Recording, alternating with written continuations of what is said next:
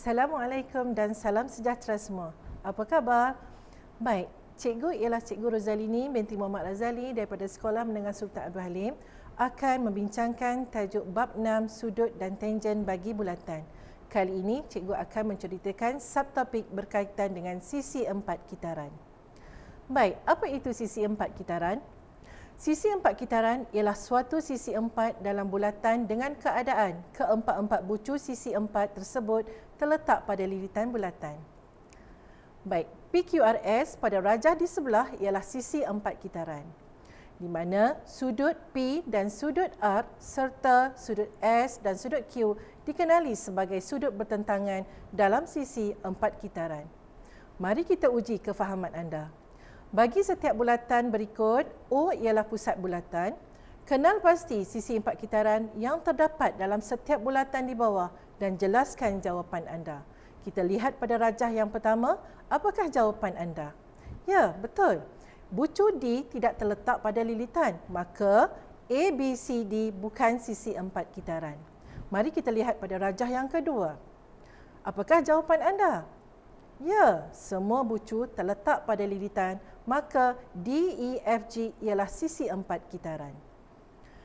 Untuk rajah ketiga, kita lihat apakah jawapan anda? Ya, bucu O tidak terletak pada lilitan, maka K, L, O, N bukan sisi empat kitaran. Baik, mari kita lihat kepada hubungan antara sudut-sudut pada sisi empat kitaran. Hubungan antara sudut-sudut pada sisi empat kitaran di mana hasil tambah sudut-sudut yang bertentangan dalam suatu sisi empat kitaran ialah 180, iaitu sudut DX dan sudut DY apabila ditambah akan menghasilkan 180. Sama juga dengan sudut DP. Apabila ditambah dengan sudut DQ maka menghasilkan 180 darjah. Mari kita lihat contoh. Rajah di sebelah menunjukkan sisi empat kitaran KLMN. Hitung nilai X. Ya, sudut-sudut pendalaman di K dan di M adalah bertentangan dalam sisi empat kitaran. Maka, sudut K apabila ditambah dengan sudut M akan menghasilkan 180. Daripada sudut 180, kita akan tolak dengan 104 dan dibahagi dengan 8, maka kita dapatlah nilai X iaitu 9.5 darjah. Okey, mari kita lihat apakah hubungan antara sudut peluaran dan sudut pedalaman yang bertentangan yang sepadan.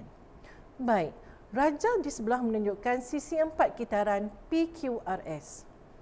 Perentas PS dipanjangkan kepada T dan sudut TSR A ialah sudut peluaran untuk sisi empat kitaran PSRQ. Sudut PQR dikenali sebagai sudut pedalaman bertentangan yang sepadan dengan A. Mari kita lihat satu contoh.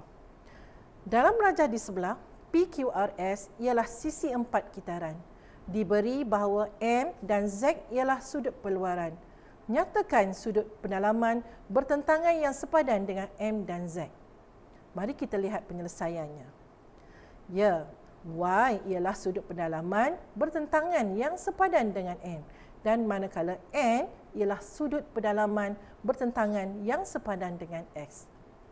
Itu sahaja daripada cikgu. Semoga perkongsian cikgu mengenai tajuk sisi empat kitaran memberi manfaat kepada murid-murid sekalian. Sekian, terima kasih.